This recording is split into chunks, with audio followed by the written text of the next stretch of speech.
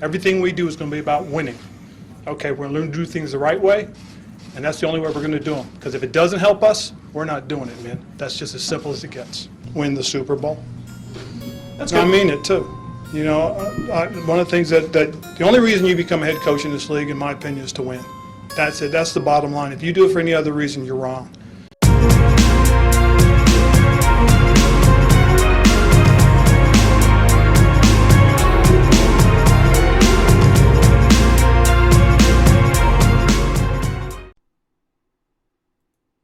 Hey football fans, welcome to the Washington Command Center.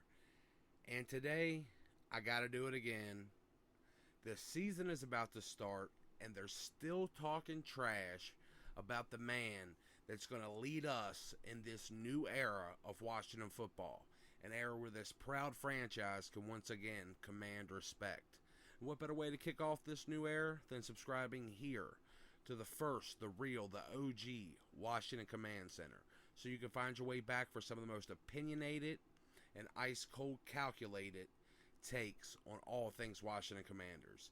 And while you're at it, ring that bell. It's free to do, and it means a lot. So, I know most of my off-season content at this point has been pretty thin. You know, for personal reasons, I haven't been able to do as much with the channel as I like. And outside of that, it's basically just been Carson Wentz defense videos, which I thought I was done with at this point in the offseason. But Jim Irsay still out there popping shots, and his lackey, Pat McAfee, is out there shilling for him and really looking for any reason to trash our team as a whole now. So I'm going to very simply break down why Carson Wentz is in Washington on his third team in 3 years. And it might be a bit of a shocker to you, but I really don't think it has anything to do with his talent. I mean, I've talked until I was blue in the face about his previous situations, just how bad they were, how little he had to work with, while he was still a good producer that showed flashes of elite play whenever the team around him allowed for it. But honestly, just looking at the reasons, I think if anybody honestly actually took a good look at what went on with Wentz in Philly and Indy, paid a little bit of attention, sifted through the bullshit, I don't think it's hard to see how we ended up with the best quarterback we've had in 30 years. I think the really hard part is trying to figure out why it's not more obvious and while there's such a massive narrative against him. So, starting out, the number one reason why Carson isn't with a team that spent a lot of resources to move up to the number 2 overall pick and grab the guy that gave him a MVP caliber season en route to their franchise's only Super Bowl win, just 3 seasons removed. Why isn't Wentz there? Why isn't he still with Philly? Carson was shipped out of Philly for one reason only: to speed up their rebuild. I don't see how this isn't more obvious to everybody. Carson was the one last piece for a team that was on the cusp. He hit his stride in his second season, just as everyone on that offensive line and defensive line were at their peak. They went all in, and they got a Super Bowl. Carson ended up getting paid, but that was the end of a long building process, and there was a sharp decline, after all those other players peaked, and the team just got old fast. The GM, Howie Roseman, is an analytics, numbers type guy. He knew that the team he had left wasn't built for further Super Bowl level success, and he had the balls to do what needed to be done to fix his aging and declining team. He did not, however, have the balls to try to sell the fact that trading away an MVP caliber quarterback, which Wentz can be and has been, and I believe still is, he didn't have the balls to sell that fact to the fans. The fact that moving forward with a rookie contract quarterback and extra picks was the fastest route to a rebuild. And he did that betting that he could rebuild the team and find a franchise quarterback later. But since he didn't have the balls to come out and just tell the fans that, he made Carson the scapegoat for their problems and made up some BS locker room stories to get the fans on his side, which was a smart move. Shady tactics that should concern any player that plays for him and worry the fans a little bit about the transparency, but it should also encourage them that he knows what's best for the team and he'll find a way to execute it, even if he's got to bullshit you to do it. Now, things are going good for him so far, but he's got to stick the landing on that new quarterback. You know, or it goes from sneaky genius to conniving dipshit pretty quick. So, even if it's not Jalen Hurts, he's probably got a year or two to get the right guy in there. Now, all of this really had nothing to do with Carson not being a high caliber quarterback. Howie just knew he wasn't going to be able to field a high caliber team around any quarterback. So he hit the reset button. Roseman is kind of an evil genius for this. If this was a Marvel movie, he's like Baron Zemo with a genius plan and the manipulation from the shadows. He's that kind of guy. And sticking with that MCU theme with Carson's last employer, you got Jim Irsay in Indy, who's more like Aldrich Killian, the very forgettable villain of Iron Man 3, or Mysterio from Spider-Man Far From Home. Just jilted and petty. He shipped Carson Wentz for completely petty reasons. Jim Irsay is a straight up groupie for a lot of aging has-been rock stars from the 70s and 80s. He looks up to them and idolizes them far more than anyone involved in football. So when Irsay saw this huge push from all these washed up idols that were going so far as to attempt to deplatform Joe Rogan, the biggest podcaster in the world, over his personal medical decisions, Irsay was all about it. The only problem was the NFL didn't make it mandatory. So he couldn't enforce what he wanted to. So when his star quarterback, whom he just traded a first round pick for, wouldn't comply, it embarrassed him deeply. Especially with the Springsteen, Neil Young types that, he looks up to. But he couldn't do anything about it straight away. So he seethed. And as soon as the season ended, he brought up that same bullshit story about the locker rooms that Roseman used to trick the fans, which, by the way, has been dispelled by actual comments from teammates from both teams. And he tried to put the blame of the losses on Carson, even though that collapse was clearly team-wide. Anybody who watched it could see the whole team just fell apart. Along with the fact that the team in general just didn't have much talent on the offensive side of the ball to begin with.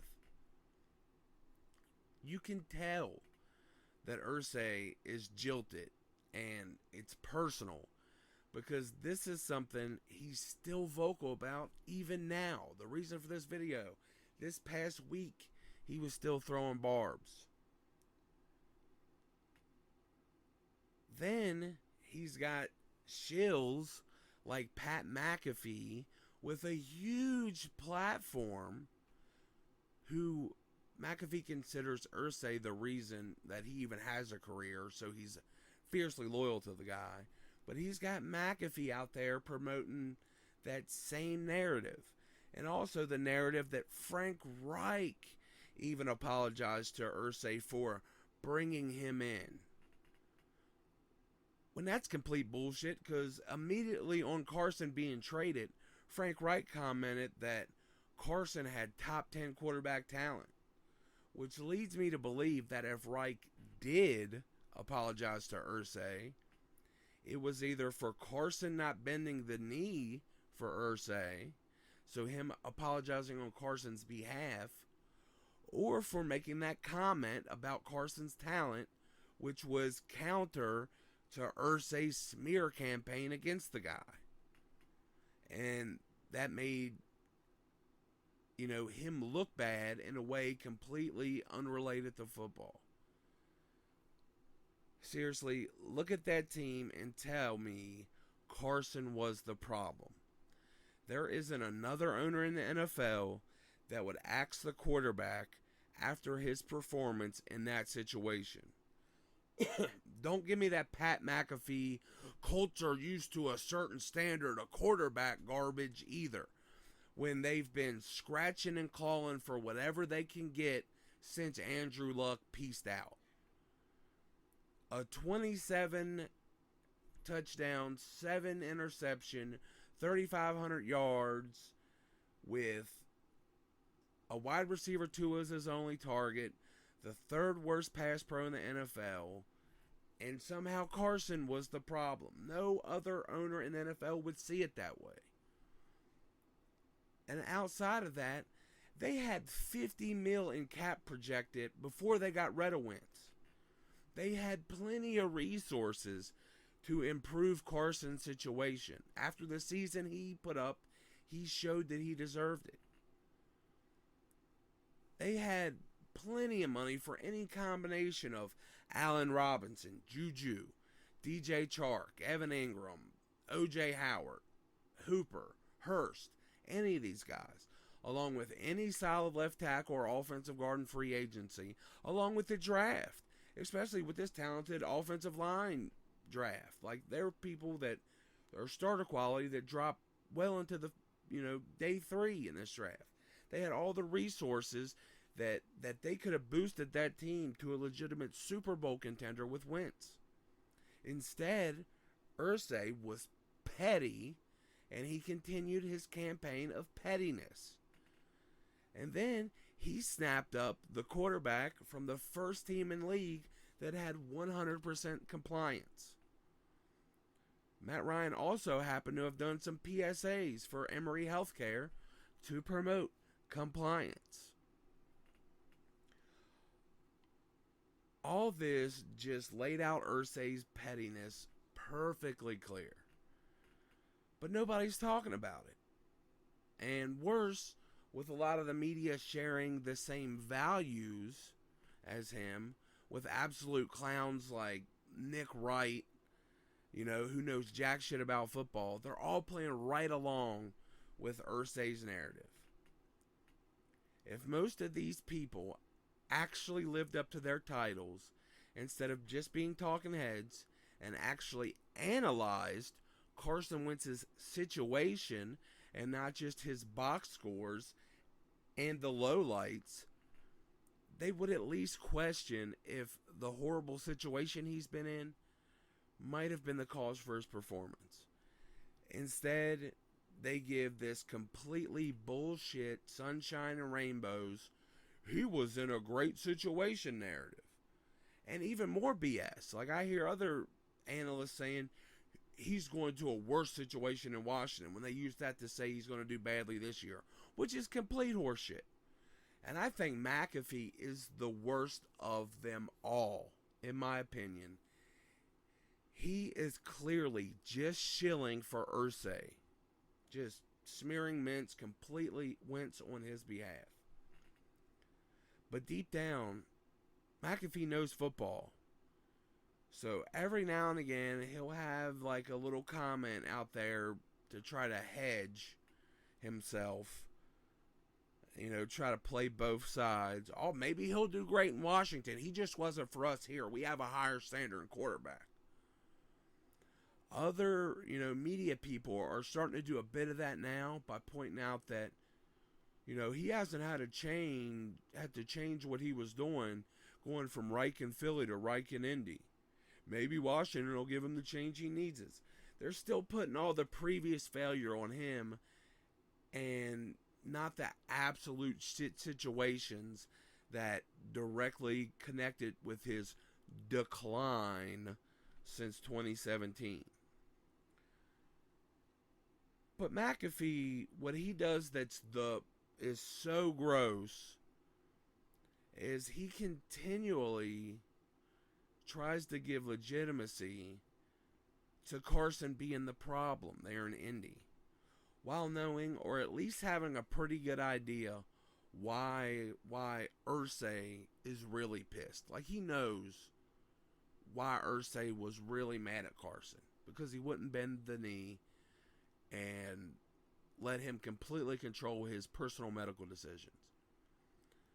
And what makes that so gross for McAfee is it's the same reason.